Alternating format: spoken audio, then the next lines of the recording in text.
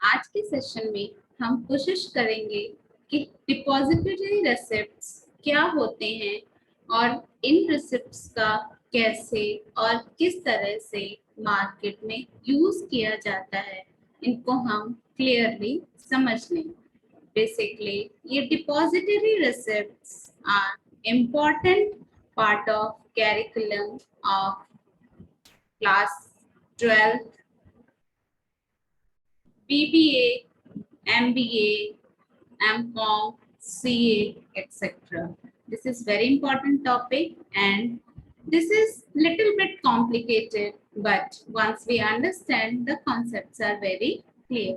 तो one by one हम discuss करते हैं कि डिपॉजिटरी रिसिप्ट्स होते क्या हैं और किस तरह से डिपॉजिटरी रिसिप्ट्स मार्केट में ट्रेड होते हैं या कैसे इनका इस्तेमाल किया जाता है।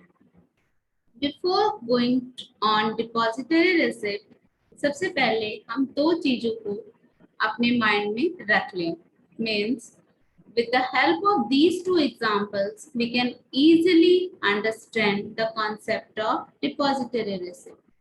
We have a company XYZ Limited. This is XYZ Limited company is an Indian company. हमारे पास एक कंपनी है जो कि इंडियन कंपनी है और जिसका नाम है XYZ कंपनी। हमारी ये इंडियन कंपनी अपने शेयर्स को न्यूयॉर्क स्टॉक एक्सचेंज में लिस्ट करवाने की प्लानिंग कर रही है, या हमारी XYZ कंपनी अपने लिए फंड्स कलेक्ट करना चाह रही है from out of India, and for collecting funds from out of India there is a need for registration in others countries stock exchange. अगर हम न्यूयॉर्क स्टॉक एक्सचेंज में रजिस्टर करवाते हैं तो हमारी कंपनी अमेरिकन स्टॉक एक्सचेंज में register हो जाती है और वहां से ट्रेड कर सकते हैं। अगर किसी और स्टॉक एक्सचेंज में हम रजिस्टर करवाते हैं तो accordingly we are allowed to trade in that stock exchange. So we have two things. One is XYZ Limited Company, and we take another example, New York Stock Exchange, that is situated in America, and the XYZ company wants to list its shares in New York Stock Exchange. Now, there is how we use depository receipt. The question arises कि हम यहाँ पे कैसे या किस तरह से depository receipt का यूज होता है या कैसे वो आता है। We can understand the depository receipt with while understanding the process of depository receipt. Just let us suppose ये हमारी XYZ कंपनी जिसको कि शेयर फंड्स चाहिए हैं फॉरेन इन्वेस्टर्स से, means there we have a XYZ Indian company जिसको funds कहाँ से चाहिए, जिनको फंड्स चाहिए फॉरेन इन्वेस्टर्स से। तो ये इंडियन कंपनी में क्या foreign investor directly fund invest कर सकता है? नहीं। इंडियन कंपनी को सबसे पहले कांटेक्ट करना होगा कस्टोडियन बैंक से, या फिर उसको हम बोलते हैं मर्चेंट बैंक्स। XYZ कंपनी जो कि फंड्स की रिक्वायरमेंट के लिए या अपने आप को अपनी कंपनी में फॉरेन के इन्वेस्टर्स को अट्रैक्ट करने के लिए सबसे पहले वो कस्टोडियन बैंक को कांटेक्ट करेंगे। Then what the custodian bank can do, custodian bank उतने शेयर्स जितने भी हमारी XYZ कंपनी चाहती है कि जिसके बिहाफ में हमें फॉरेन से इन्वेस्टमेंट मिल जाए, उतने शेयर्स को वो कस्टोडियन कंपनी को या कस्टोडियन बैंक को होल्ड करने के लिए दे देगी। मतलब the custodian bank only hold shares of XYZ company. The company XYZ is situated in India. Please mind this. Then custodian bank क्या करेगी, कस्टोडियन बैंक जो कि एक ओवरसीज डिपॉजिटरी बैंक के बिहाफ में हमारे कंट्री में एक्ट कर रही थी, वो उनको अपडेट करेगी या ओवरसीज डिपॉजिटरी बैंक को इन्फॉर्म करेगी कि yes I hold this much amount of share of XYZ company. उसके बाद क्या होगा कि ये जो हमारी ओवरसीज डिपॉजिटरी बैंक है वो फॉरेन इन्वेस्टर्स को इंटीमेट करेगी, एक्नॉलेज करेगी। एक्नॉलेज कैसे करेगी? एक्नॉलेज करेगी by depository receipt, means the acknowledgement letter given by overseas depository bank to foreign investors for purchasing shares of Indian company is known as depository receipt. अब क्या होगा कि फॉरेन इन्वेस्टर्स के पास हमारी XYZ कंपनी के shares नहीं होंगे, हमारी XYZ कंपनी के डिपॉजिटरी रिसिप्ट्स होंगे। Means if we are Indians, XYZ company is also an Indian company and we invest some funds or we buy shares of XYZ company, then what we have in our hand? We have in our hand share certificate. In the same way, if we are foreign investor and if we want to buy share from XYZ Indian company, then we can buy share, but we don't have share certificate. We have depository receipts in our hand, and this depository receipt is issued by overseas depository bank to the foreign investors. We will understand the depository receipt by this example also. Just I have taken the same example. We have XYZ company, a issuer company, and a US broker firm. There is a firm, US broker firm. What the US broker firm? US broker firm buys share of XYZ company from local brokerage house. US broker firm ने क्या किया? उसने shares को purchase कर लिया। कहां से share purchase किया? उसने लोकल ब्रोकरेज हाउस से शेयर परचेज किया। किसके शेयर परचेज किए? उसने XYZ जो कि एक इंडियन कंपनी है उसके शेयर्स को परचेज किया। Now what the US broker firm can do? The firm can deliver security to Indian custodian bank working for US. उस यूएस ब्रोकर फर्म ने उन सारे शेयर्स को डिलीवर कर दिया। किससे डिलीवर कर दिया? इंडियन कस्टोडियन बैंक, जो उस कस्टोडियन बैंक को डिलीवर किया जो कि यूएस के लिए वर्क कर रहा है। अब कस्टोडियन बैंक उन शेयर्स को होल्ड कर लेगी अपने पास और इसका इंटीमेशन वो किसको देगी? इसका इंटीमेशन वो यूएस डिपॉजिटरी बैंक को दे देगी, या ओवरसीज डिपॉजिटरी बैंक जो कि यूएसए में है उनको वो इंटीमेट कर देगी कि yes I have this amount of share of XYZ company. Now what the US और overseas depository bank can do? They can issue ADR in USD. ADR is American Depository Receipt in USD, US dollar. American depository receipt वो किसको issue कर देगी? वो US broker firm को issue करेगी। Means ये पूरे प्रोसेस से कॉन्सेप्ट क्लियर हो रहा है कि depository receipt is simply a document which the foreign investors have in their hand on behalf of their investment in some other country.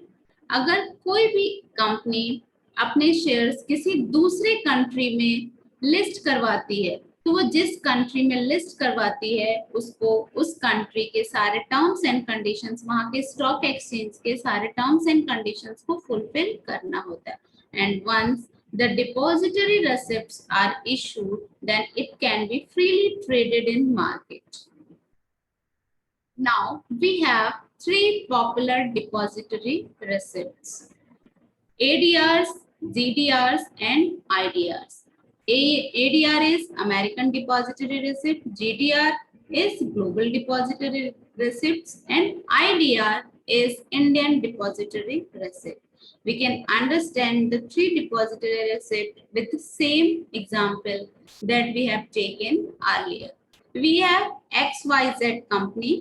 If the XYZ company, the company is situated in India, which who wants to invest or who wants to raise funds from America, then what the company will do? The company may invest their share to New York Stock Exchange.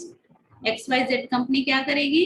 अपने shares को list करवाएगी New York stock exchange में। जब company अपने share को New York stock exchange में list करवाएगी, अगर इंडियन कंपनी के शेयर्स को अमेरिका के स्टॉक एक्सचेंज में लिस्ट करते हैं तो उसे हम कहते हैं American depository receipts.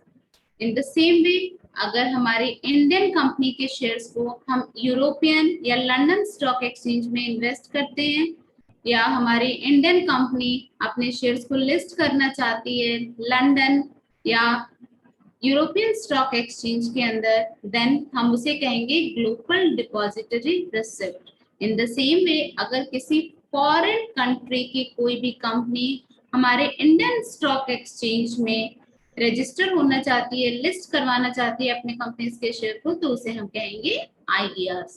Means in तीन डिपॉजिटरी रिसिप्ट में depository receipt is common, only the difference is A, G and I. A refers to America. If any Indian or any country who wants to list the shares of their company in American stock exchange, that is New York Stock Exchange, तो उसे हम कहेंगे ADRs।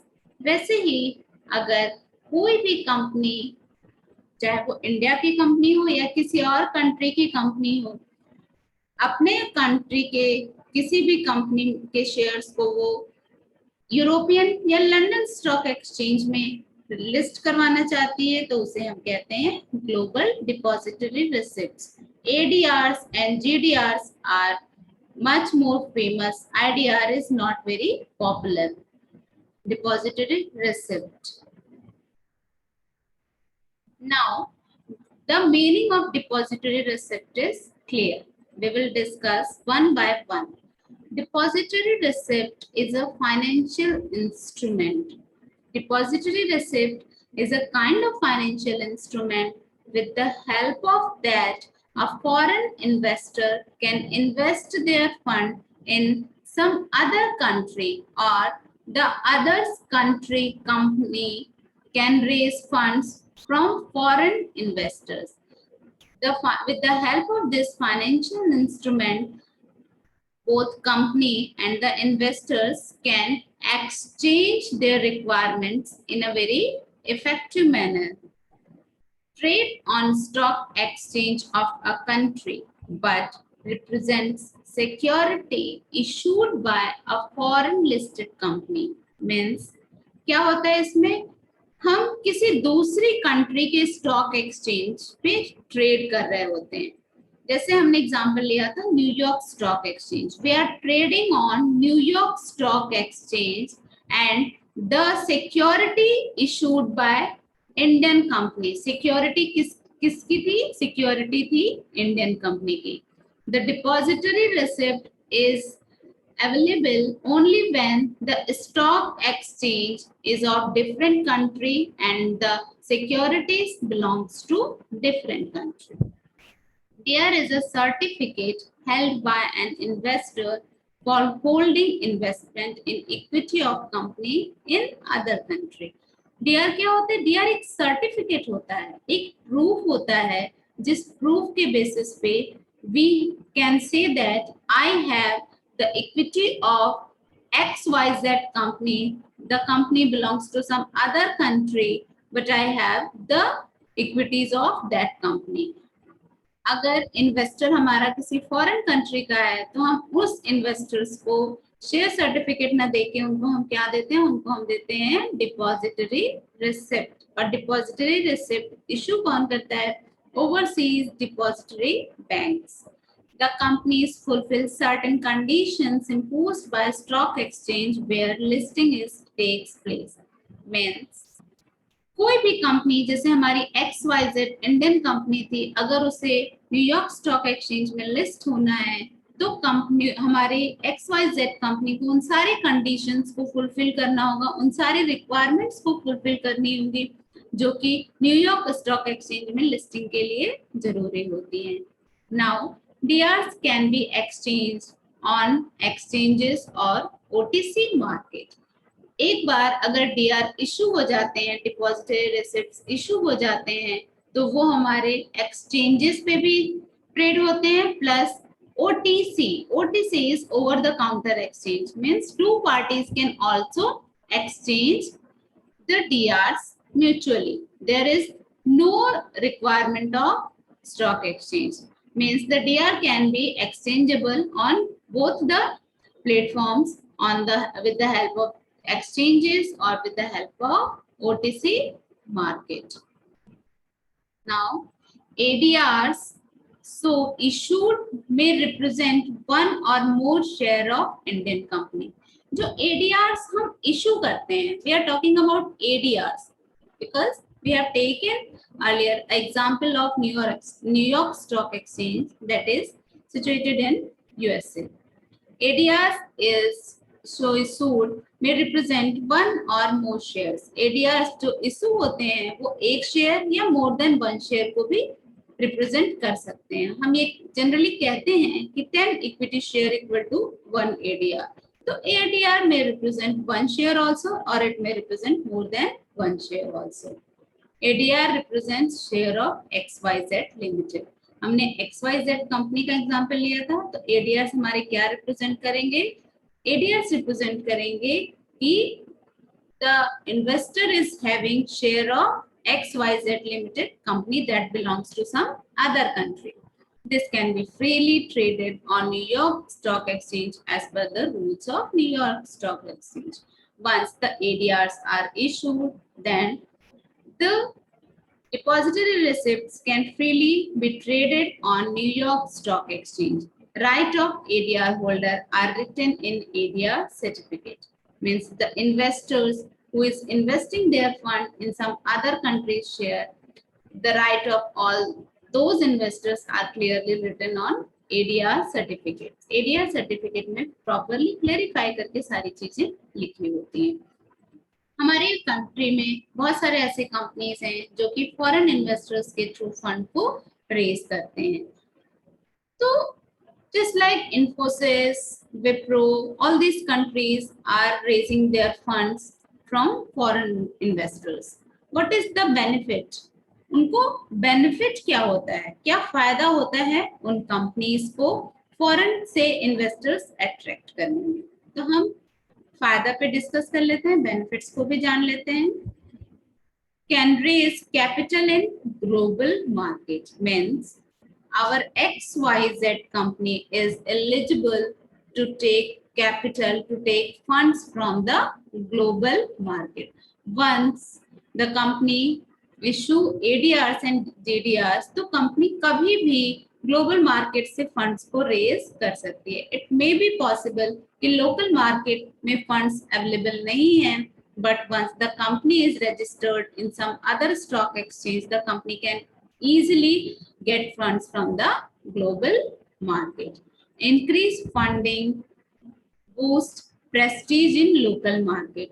चूंकि companies बाहर के stock exchange में, foreign stock exchange में registered है, तो कंपनी की जो प्रेस्टीज होती है, जो कंपनी की लोकल मार्केट में इमेज होती है, वो ऑटोमेटिकली बहुत अच्छी होती है। क्यों अच्छी होती है? Because the company clearly fulfils the requirement of foreign stock exchange also. Once the company fulfills the requirement of foreign stock exchange, then we can clearly say that the company is having good image, good way of working, and the company is having fulfilling all basic criteria that is being required for listing in any stock exchange.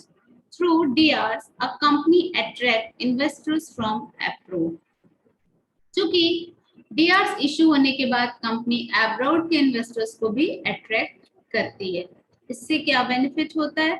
इससे हमारी company के पास number of investors हमेशा available होते हैं। Means the company always have a complete good set of investors with them.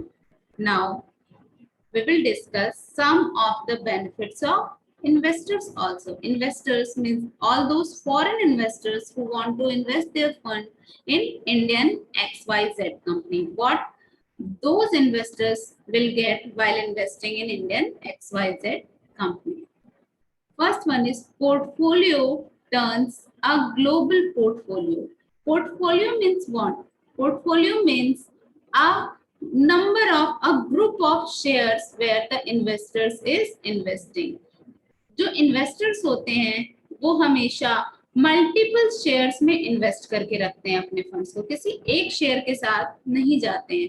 अगर वो national level पे ही सिर्फ अपने शेयर्स के बास्केट को इनहैंस करेंगे तो उसके कंपैरिजन में अगर वो इन्वेस्टर्स किसी फॉरेन कंपनी के शेयर्स में भी इन्वेस्ट कर लेंगे तो उनका पोर्टफोलियो बहुत अच्छा होगा. इट मे बी पॉसिबल कि कंपनी की इकोनॉमिक कंडीशन, कंट्री की इकोनॉमिक कंडीशन खराब है, बट किसी दूसरे कंट्री की इकोनॉमिक कंडीशन से उस कंट्री से उस इन्वेस्टर को गेन हो सकता है. And this is a very good sign for the investment.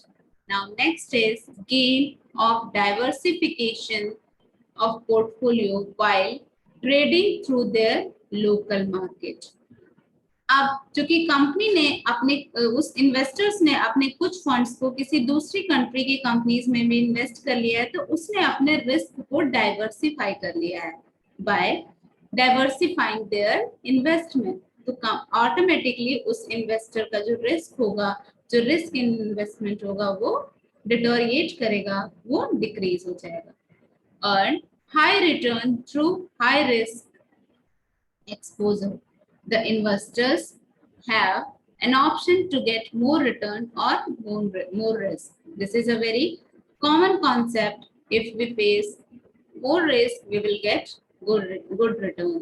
तो कंपनी चूंकि इन्वेस्टर्स दूसरे कंट्रीज के कंपनी में इन्वेस्ट कर रही है तो कंपनी हमारा इन्वेस्टर रिस्क ले रहा है तो हमारे इन्वेस्टर को नेचुरली कुछ अच्छा प्रॉफिट भी हो सकता है. Investor gains through competitive foreign currency rate when compared to return in INR. क्योंकि हमारे कंट्री का जो फॉरेन करेंसी का जो रेट है वो हमारे कंट्री का इंडियन जो करेंसी है उसका रेट बहुत नॉर्मली कम होते हैं. तो उसके कारण भी हमारे इन्वेस्टर्स को जो कि फॉरेन में अवेलेबल है, फॉरेन में प्रेजेंट है, उसको बेनिफिट होगा. जो हमारे एक्सचेंज रेट में भी जो इंक्रीज और डिक्रीज होगा उसका भी इन्वेस्टर बेनिफिट उठा सकता है. That's all for today's session. Now, what I think the concept is little bit clear. If anyone is having any kind of doubt, please write in comment box. Thank you.